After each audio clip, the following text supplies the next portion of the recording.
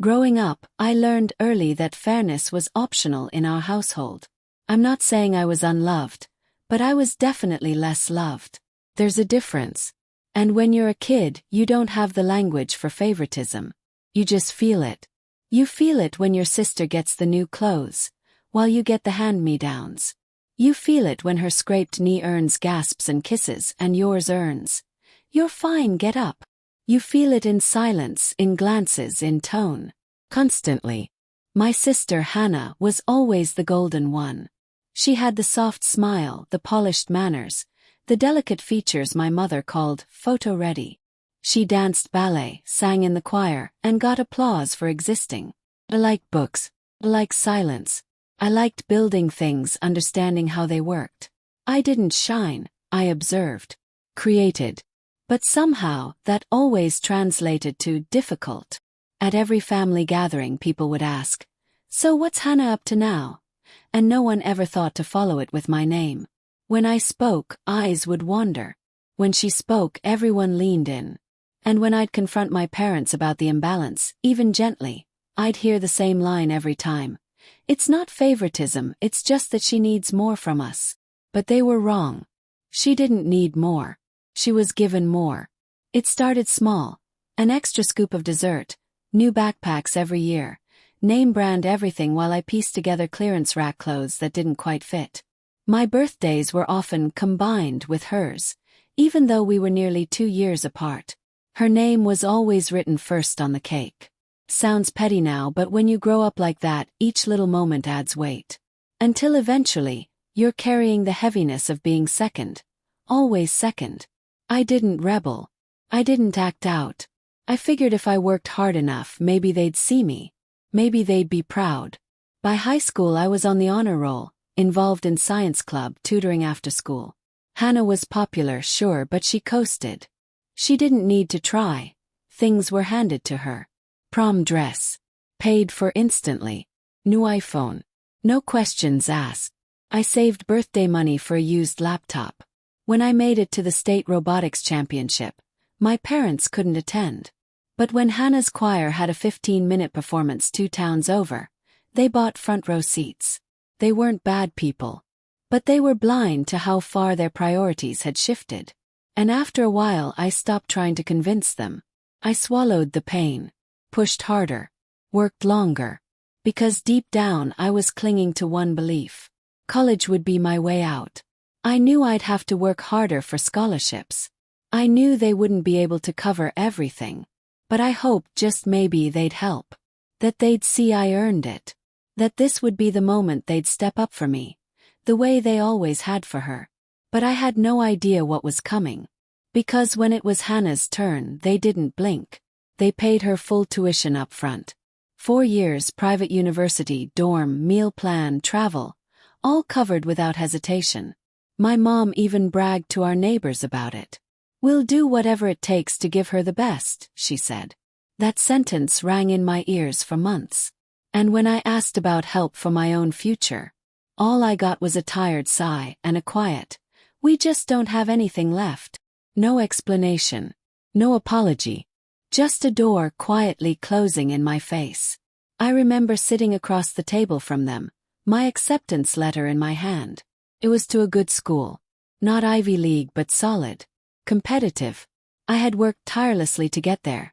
Studying late into the night, juggling part-time jobs, and giving up every weekend while others my age were posting party selfies. I'd done everything right. I didn't even ask for much. I just asked, "Can you help me? Even just a little." My mom looked down at her coffee. My dad rubbed the back of his neck. Then came the words that still burn whenever I think about them. "We just can't afford it right now. Things are tight." Hit me like a brick. No. Because they weren't tight when Hannah got into her dream school. They weren't tight when she needed a MacBook or a semester abroad, or an extra $1,200 for textbooks she didn't even open. So I asked again, more quietly this time. "You helped Hannah." My mom blinked hard. Well, that was different. She needed structure. She wasn't as self-sufficient as you. It was packaged like a compliment. But it was a slap. Because self-sufficient was just another word for not worth investing in. He nodded, swallowed the heat rising in my throat, and said nothing. That night I cried in my room, but quietly. I didn't want to give them the satisfaction of hearing it. Instead, I opened my laptop and began filling out every scholarship application I could find. Community grants, essay contests, financial aid forms. I didn't sleep for days. Eventually I pieced something together. Not enough to breathe, but enough to get by. With loans and 3 part-time jobs, I scraped my way into college. Commuted. I skipped meals. I bought used textbooks with missing pages. I missed out on clubs and events because I had to work shifts just to cover tuition gaps. Meanwhile, Hannah posted Instagram stories from study abroad trips and beach weekends. She sent selfies from boutique hotels, captioned #collegelife. And every now and then I'd see my parents commenting under her posts. So proud of our girl. They never commented on mine. Not once. At holidays she got gift cards, spa days, new winter boots. Got candles. Once a pot holder. One year my dad gave me a used power bank with a sticky note. Figured you could use this for school. Said thank you.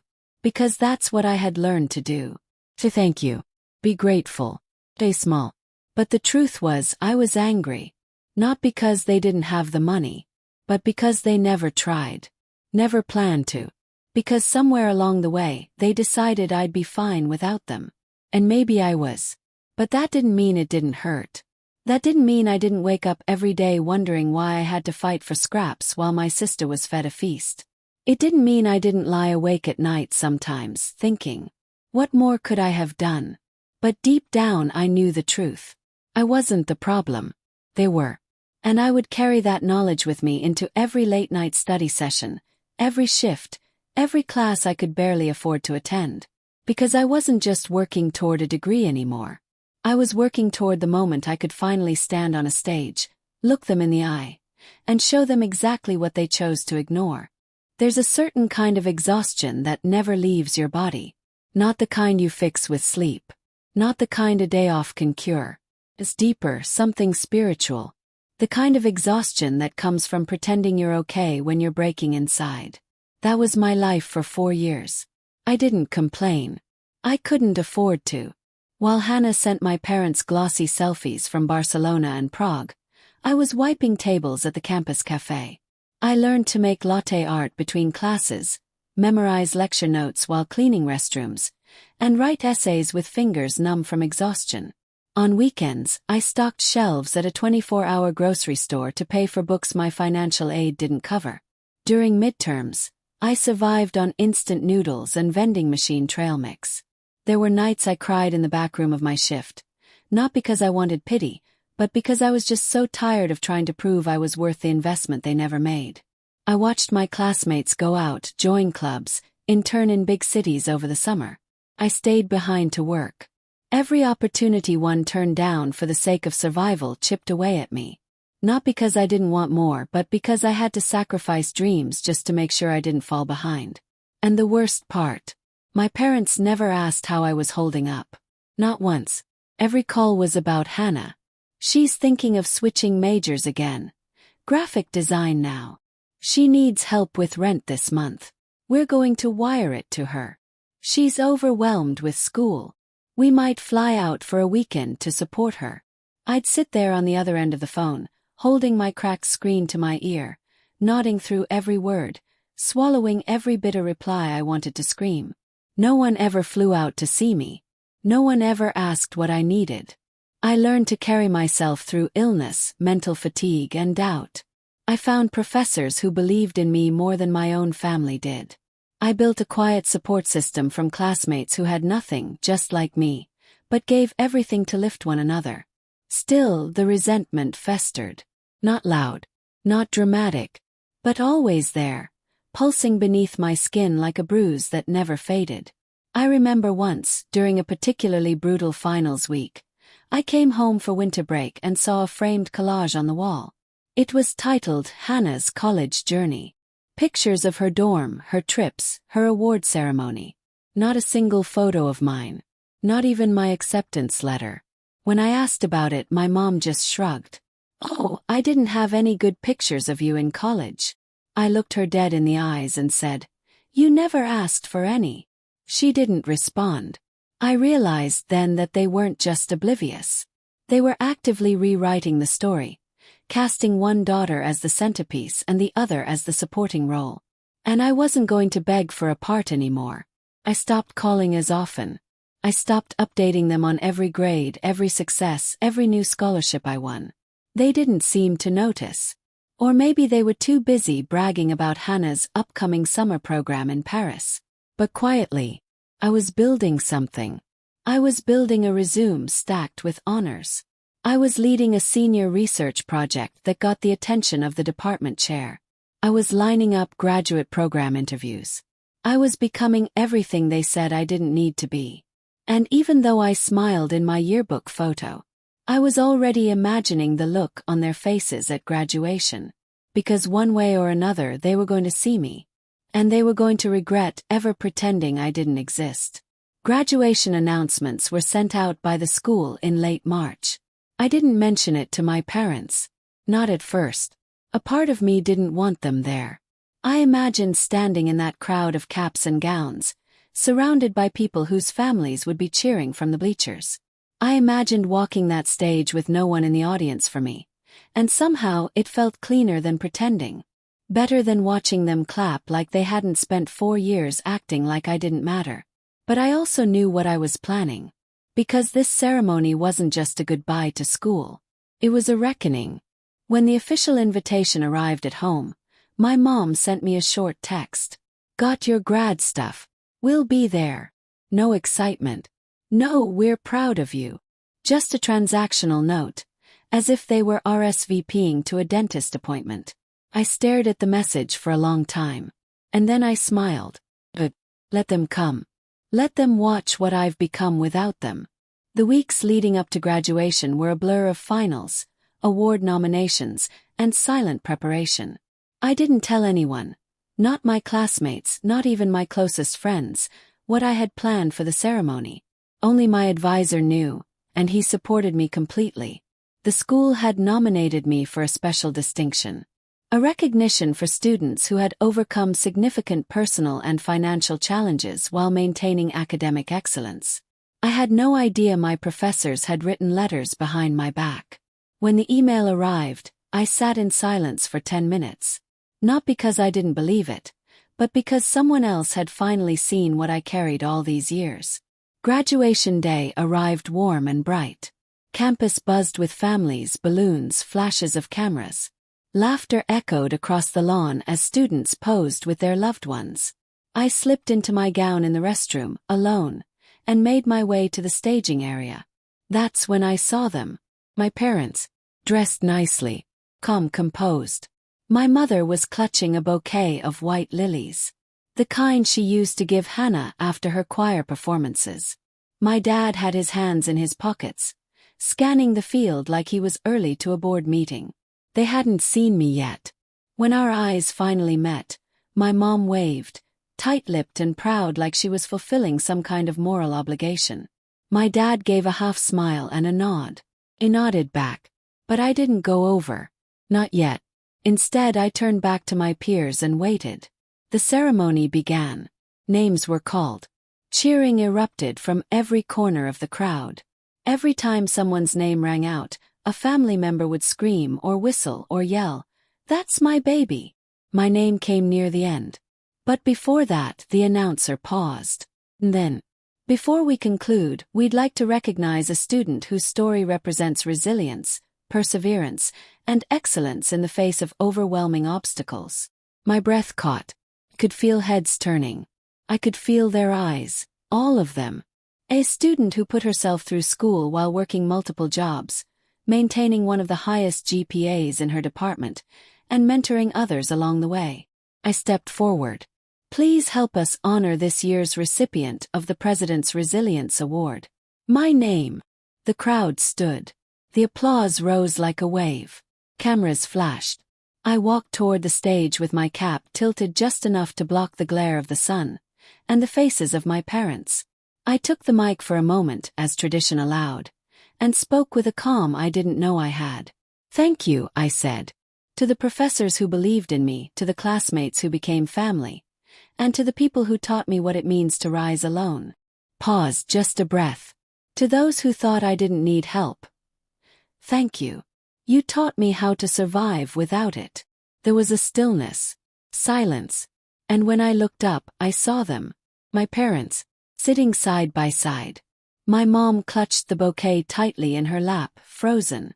My father had gone pale, lips pressed into a hard line. They heard it. They understood. And in that moment it was enough. The applause still rang in my ears as I stepped off the stage. It wasn't just for the award, it was for the message. The weight of every unspoken word I'd carried for years had finally found air. And for the first time in my life, I hadn't swallowed the truth to protect anyone else's comfort. I returned to my seat as my classmates whispered, some patting me on the back, others just offering silent nods of respect. But I didn't look for validation from them. I only glanced once, across the field, to where my parents sat. My mother had the lilies clutched so tightly her knuckles were white. My father looked straight ahead, like if he focused hard enough on the next student's name, he could pretend he hadn't just been exposed in front of hundreds of people. But it wasn't over. Because the university president returned to the podium and smiled. "And now," he said, "as we close today's ceremony, we're proud to introduce a surprise announcement, something new this year." There was a murmur in the crowd. "This year, thanks to a generous donation from an anonymous alumnus, we've created the first-generation legacy scholarship, honoring students who were the first in their families to graduate college, on their own." That word, on their own, cut through the air like a knife. And then he continued. "The inaugural recipient of this grant is none other than today's Resilience Award winner, who will now have their graduate education fully funded. Tuition, housing, books, and living expenses." Froze. I hadn't known. Not about the donor. Not about the scholarship. The crowd erupted again, louder than before. I felt every ounce of the last 4 years, every burned-out night, every shift, every ignored phone call, rushed to the surface. I bit the inside of my cheek just to keep from crying. Across the way, I could see my parents clearly now. My mother had dropped the flowers into her lap. My father's posture collapsed slightly, shoulders no longer stiff with pride, but hunched with something else. Recognition. Regret. Reality. I wondered what they were thinking. That the daughter they never invested in was now worth more than they could have ever imagined. That the girl they once called so independent she didn't need help had built a life where they were no longer needed at all. I walked back onto the stage, stunned, as the president handed me a folder with the scholarship details. The cameras snapped. The crowd clapped. My hands shook. But my eyes stayed dry. Because inside I was steady. After everything, I hadn't just survived. I had created something unstoppable. And the most satisfying part, it didn't come from revenge. Came from rising. Not in spite of them, but without them. After the ceremony, the graduates flooded the lawn. Laughter, confetti, photos. It was chaos in every direction. Caps were tossed in the air. Parents cried, friends screamed each other's names. All around me, people were embracing, taking group selfies, celebrating. And then there was me, standing in the middle of it all, holding a folder that contained the future they never thought I'd have. No balloons. No banner with my name. Just me. And a silence that felt more powerful than any party. From the corner of my eye, I saw them approaching. My parents. They walked slowly, as if each step toward me grew heavier.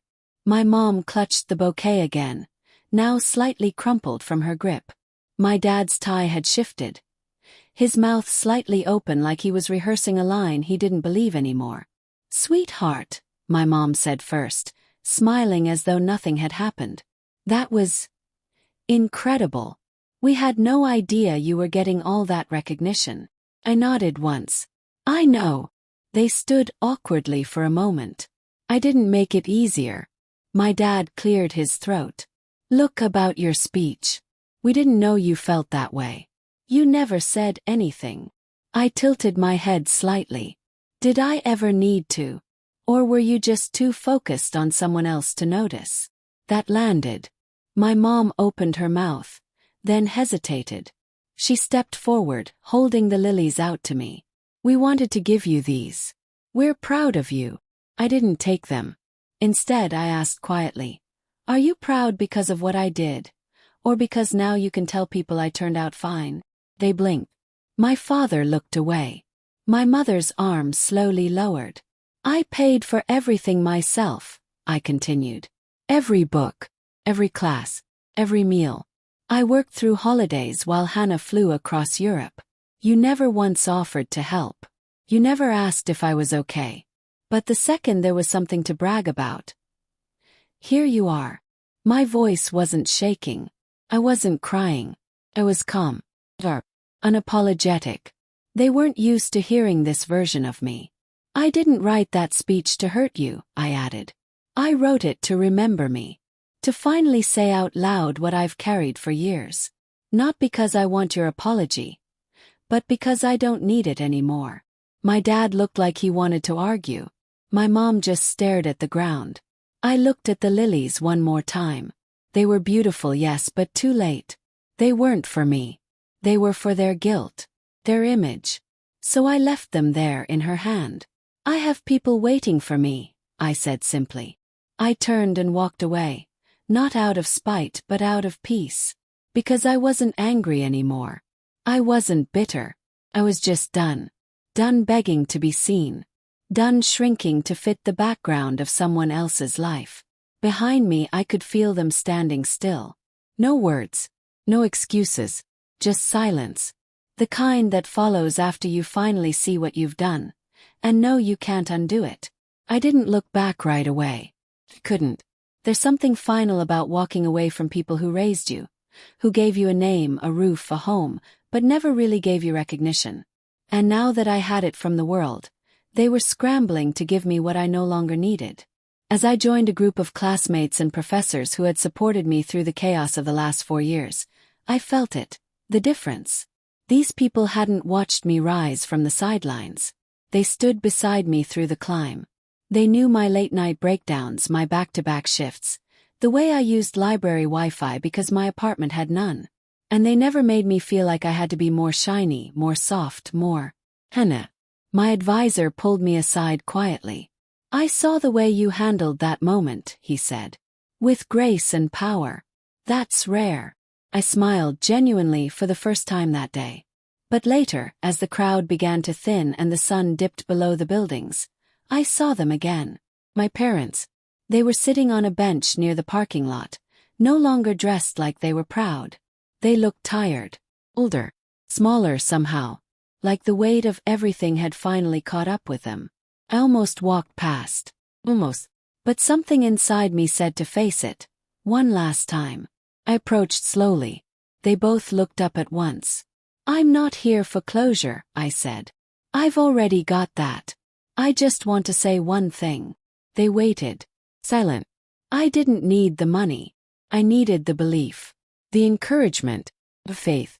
You gave all that to Hannah without hesitation. And to me. You gave silence. I never heard from them again that night. No follow-up message. No "we're proud of you" voicemail. No surprise dinner waiting at home. They simply got in their car and drove away, as quietly as they had arrived. And that silence. It was everything I needed to hear. Because silence was their default. Their comfort zone. It's what they had always given me when I needed presence, praise, love. But this time I wasn't the one left hurting. They were. They were the ones carrying the weight now. The invisible ache that lingers when you realize your place in someone's life has changed. And you don't get to rewrite it. I imagine the car ride home was quiet. Maybe my mom tried to break the silence with a soft, "She's just upset." And my dad stared at the road, jaw tight, hands gripping the wheel like he could control the past. Maybe she clutched those lilies the whole time, wondering why I didn't take them, not realizing they represented everything they were too late to give. I don't know. And for once, I didn't care to know. Because I had spent too many years wondering what they thought of me. If they were proud, if I was enough, if I'd ever catch up to the pedestal they built for my sister. Now, I didn't need answers. I had my own version of peace. Over the next few weeks, they tried, gently, inconsistently. A forwarded email from my mom that said, "Saw this and thought of you," smiley face with no context. A text from my dad that read, "Let us know if you need anything." I didn't respond. Not out of spite, but out of self-respect. Because that kind of help isn't helpful when it comes decades late.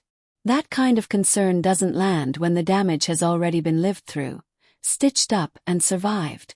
And I was surviving just fine, actually more than fine. I was enrolling in a fully funded graduate program. I had professors recommending me for fellowships. I had friends I could call family, mentors who treated me like I mattered. And for the first time, a future I didn't have to beg to be part of. Meanwhile, they were on the outside of it all, reduced to spectators of a life they didn't believe in until it was fully built. That's the thing about regret. It rarely comes with fireworks. It arrives quietly. A slow-burning recognition that you missed the most important chapters because you were too busy highlighting someone else's. They still had Hannah, of course. She still called them often. She still posted curated pictures with captions like, "Family is everything." But behind her filters, I could see something else. Jealousy.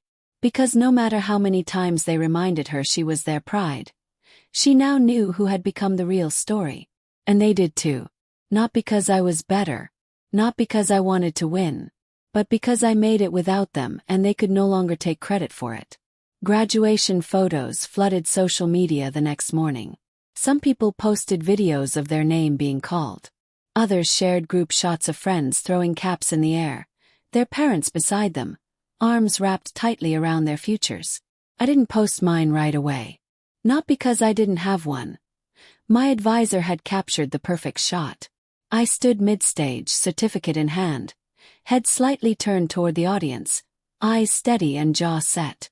Alone in the frame but absolutely whole. I stared at that photo for hours before I finally uploaded it with a single caption. Built from silence. No tags. No family mentions. No long story. Just truth. The comments poured in. Friends, professors, classmates, even people I hadn't spoken to in years. "So proud of you. This hits so deep. You did it. On your own." But the comment I never saw. They didn't like the photo. Didn't comment, didn't share it.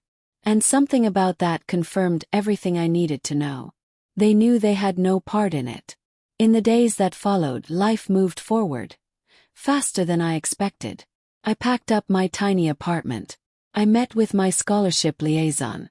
I signed my housing papers for grad school. And as I organized boxes, I found something tucked in the back of my closet. A small envelope slightly torn from my first financial aid package years ago. Inside was a single sticky note I had written to myself on move-in day.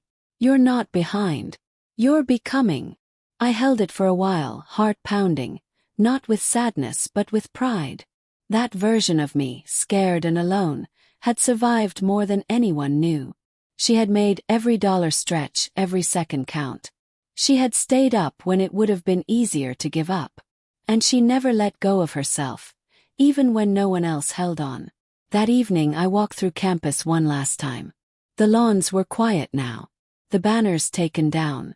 Folding chairs being stacked by staff. It no longer belonged to me, but I didn't mind. I had taken what I needed from this place. As I reached the edge of the quad, I saw a few families still taking pictures. One father kissed his daughter's forehead and whispered something that made her laugh. A mother proudly adjusted her son's gown. I watched them for a moment, not with bitterness but with peace. Because I finally understood something. I had grieved the parents I wanted. Now I had let them go. And that wasn't sad, it was freeing. I didn't need to turn back. No final confrontation. No dramatic closure. No need to explain what they missed. Because the truth had already been spoken. The story already told. And their part in it was over. I walked away slowly, the soft wind tugging at the edge of my coat, and let the silence behind me settle like dust. But this time, silence didn't feel like neglect. Felt like freedom. Because this wasn't the end of the story. It was the beginning of mine.